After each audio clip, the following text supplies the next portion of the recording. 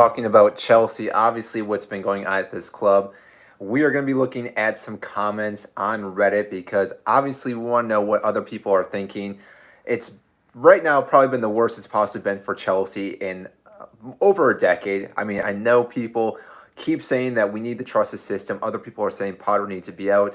I'm on the fence as of right now. I still think Potter deserves more time, and we're going to talk about that why. But again, I'm going to read some of the comments today, which really does kind of open this gate wide open and what's possibly going on at this club and why I understand some fans are upset with what is currently happening at Chelsea. So the first thing we're going to look at is obviously the stats. So right now we have 12 goals in 19 games. That's 6 goals in our last 14 matches, and we've only won 2 of those. That by itself really should be a massive red flag for this club with currently what's been going on because like I mentioned in all my videos, if you have not watched before, we cannot score a goal to save our life. And that was the problem yesterday against Dortmund, playing at Dortmund, because we could not find the back of the net. We obviously had our chances. We had 18 shots, 8 on target, and yet we weren't able to score a single goal in that match. Even prior to that, to the West Ham game, we only scored 1 goal, which against West Ham, who really have been struggling this year. David Moyes, I don't know what's been going on with him at this club, but they've been struggling. And West Ham, it should have been a team that we should have easily beaten with the players that we have, yet it did not happen. We are fortunate or unfortunate, depending on how you look at it, to get 1 point. Yes, there was the handball with Thomas Suchek, but still, if we go back and talk about the first time we played West Ham, there was an instance with Mendy, and therefore, again, it could have went either way with both those matches. So, against Dortmund, though, it really is eye wide opening. And the big talking point about it, too, is that we only have Kai Havertz right now as our out and out number 9. Yes, we could put João Felix in that position if we really wanted to move him up, almost play him as a false 9, and they have multiple wingers out on the wings. But still, both of those players do not have the capability of like a Drogba. Now, maybe that is a bad example, but if you recall, Drogba, when he was our striker, was a big force up top. He could bully defenders. He could create space, bring the ball down when the ball is cleared up to him, and obviously win headers. Currently, Kai Havertz cannot do most of those things. Yes, he can win a header every now and then, but he cannot bully defenders. He's more reliant on his pace, which he is a quick player. I will give him that. But one of the problems with this club, and we'll get more into this in a second, is the passes that we do not make to those players. But Kai Havertz, again, not built like Drogba, not built like a lot of other strikers, where you have that big, tall guy that you can really rely on, play a ball into the box, and know that he's going to compete for that header. Kai Havertz on this last couple matches seems like he disappears most of the time when the ball is played into the box. And we all know Reece James, Ben Chilwell, Thiago Silva, I know these are defenders, can play lovely balls into the box that can find players to, again, score headers. And it's a shame, like I said, that Kai Havertz does not really have the capability of doing that. Now, going back to what I mentioned before about the passing issue, that is the other big issue I've noticed lately watching Chelsea. Every time you watch our wingers and even our wing backs making these runs down the pitch, our midfield gets the ball, sees them, and then pivots and then plays it out to the sides or makes little short passes and doesn't even acknowledge these long balls over the top. The only player that actually acknowledges these are Thiago Silva, who hits them pretty much every single time, or if he understands not to, will not play that ball. But besides him, we do not right now have any player that is trying to advance the ball to break lines. Now I'm going to talk about another player that we used to have, that's Cesc Fabregas. As we all know, Cesc Fabregas was phenomenal at breaking lines with passes. He could break multiple lines with balls over the top, direct through balls on the ground. Again, playing those perfect precision passes to our runners onto the ball, which if we had Cesc Fabregas, that would be phenomenal with the team. Obviously, with his age and everything, it does not work out now with him, but we do not have a midfielder like him currently at this squad. We can look at all our injuries that we have. I know most of these players are coming back, and they should be fully fit probably for our game this weekend against Southampton, minus Conte, but still, none of those players, again, have the capability to break lines with multiple passes. Maybe Enzo Fernandez does. I haven't seen it yet. And again, he's been playing very, very well for Chelsea. I'm not going to take anything away from him. He's done quite well with the few games he's played. I think he's been one of our best signings this entire season. And again, he's only played 3 games, I believe, so far. But If we pair him with anyone else, does that then give him the creativity to then break those lines with passes, or will he be kind of stuck in that defensive midfield, which we do need as well? So again, it is one of those tricky parts. So that's me just kind of spitballing a little bit about our midfield and having issues with that. Hopefully Graham Potter sees this, and hopefully the players see this too eventually, because that's why we're not getting these big pockets of space for creativity. We're moving down as one whole unit. Now, this works for some teams like Manchester City who are great at doing that. But again, they have Erling Haaland inside the box that they can rely on for that last pass to find the back net. People will harp on him saying he's just a merchant for tap-ins, but still, you need a guy to tap the ball in. Chelsea, if we had someone like that, we would be ecstatic. We'd be winning games.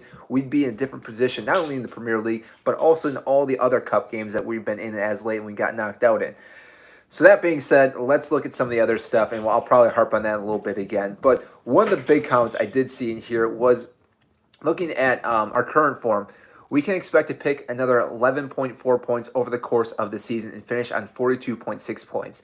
That tally would put us in the 14th last season, 15th the season before, and 14th again the season before that. This is quite literally the worst a Big Six team has done since Man City in 06-07 before their takeover, which again is quite remarkable. What this is really saying is that, again, if the way things are going, we will finish below 10th position as a club that's a Big Six that just spent all this cash for all these players. Now, we know Todd Boehly said trust the system, trust in Graham Potter, and again, I still trust in it, but this is one of those things that is going to be very difficult for fans to keep backing him, because if we keep sliding the way we are, fans have been so used to Roman Abramovich just cutting ties with these managers and getting rid of them as soon as possible. The problem with that right now, though, is that if we do that, we now have had two managers come in, have a transfer window, let them go, and now we have this Frankenstein team again, which has been our issue for the past decade, the give or take. Because again, we hire all these managers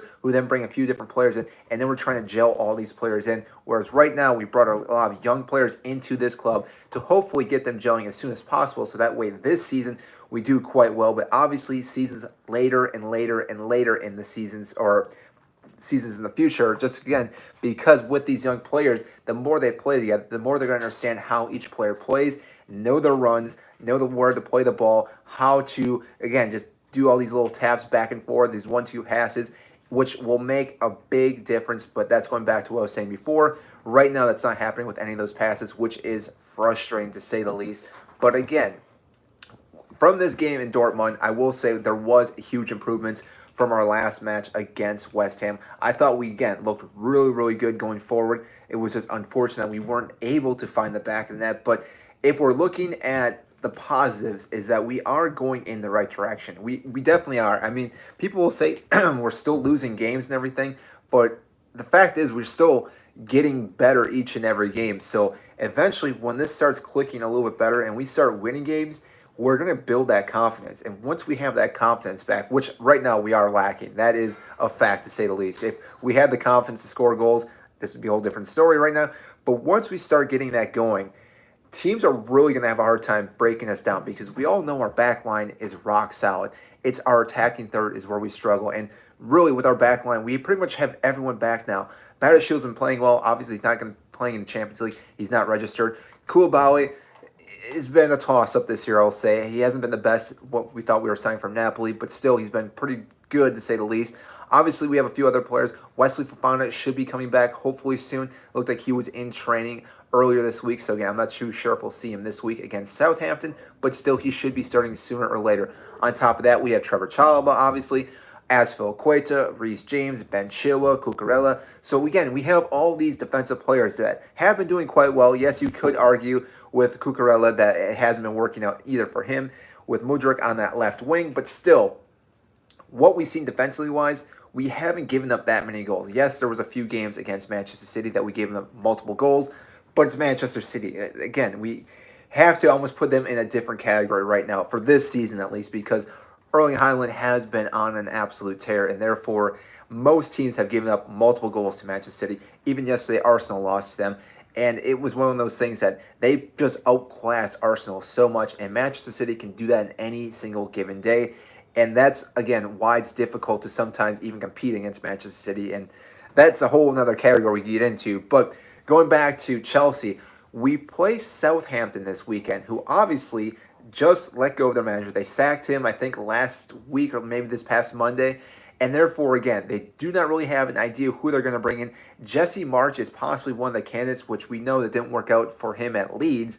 And therefore, Southampton right now is probably the best team that we could play currently in our situation. Because if we play them and we get all 3 points, which again we should, if we do not, then some bells might be going off at the whole club. But we get 3 points at Southampton. That gives us a little confidence. And then we play Leeds United again for the Premier League. We can easily beat them, even though obviously we've had difficulties with them in the past. But if we get back-to-back wins and we score multiple goals, that's that little confidence that this team definitely needs. And as we get more and more confidence, we're going to start rolling teams. And like I said before, once we get that confidence, and hopefully we get sooner than later, we are then going to be able to beat any team on any given day because, like I said, backline, rock solid. Kepa has been a great goalkeeper this season. Finally found his confidence. It's this long arch that has been taking a long time to get him back to the player that we thought we were signing.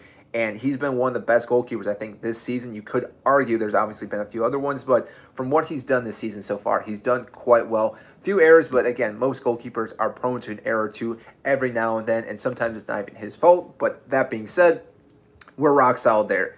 Midfield, that is where we're really struggling. It's always hard to say if it's our midfield or if it's our attacking third that's really causing issues because, like I mentioned earlier, if our midfield's holding that ball and not advancing the ball up to our attacking players really can't do anything if they're not receiving the balls on those runs. And again, it's talking about how our midfield does not want to play those passes, and it might be because of the way Thomas Tuchel had set things up, where he was more possession-wise, which again, his philosophy made sense. Graham Potter, that's not his philosophy, at least not that I can see as of right now. It's more we're trying to be almost hitting them on the counter, but also sit back a little bit, wait till they make a mistake, almost like a gegenpress that Jurgen Klopp has been known for doing, but it's slightly different for the most part. I think Graham Potter is trying to do his own mixture on multiple things, which again might be frustrating for players or fans to watch, but if it does work, then obviously we will praise him and how great it is. But again, our midfield is struggling to play the ball in advancing roles to those players. We've seen Modric make these runs, and again, no one's playing the ball. We see on the right side, Ziyech make some of those runs. We even seen Raheem Sterling before he picked up his injury, and hopefully he's back soon. Noni making those runs, and players are not playing the ball to him, and therefore, again, they're constantly making these runs, and eventually they give up on those runs, and then all of a sudden they're staying in the midfield, which then creates these big pockets of space on the other side of the pitch where the defense doesn't really have to do anything because they know these players aren't making those runs, the ball's not being played there, and therefore they don't have to worry about those one areas, which, as we know, Chelsea's been very critical in those areas, especially with Reece James playing balls into the box. But again, balls never played there, we're never going to see a cross come in, or again, having defenders make mistakes and getting the ball into the box as well. So that being said, midfield-wise, we do need to work on that a little bit more. Enzo Fernandez, I think, is still one of the better players for us. So hopefully, again, we can keep going in the right direction. Now, like I said, on top of that, our attacking third, I think this weekend has to be the weekend that Kai Havertz does not start for us. I think he needs some time to come off the bench and really focus a little bit more. Now, the problem with that, though, is that if Fofana starts doing better, which, again, we hope he starts doing better, this then could mess up Kai's psyche a little bit, which, as we all know, we've seen this with multiple players. If a player is not having the confidence, which we just talked about before, that can just be devastating, especially for a player in his position trying to score goals.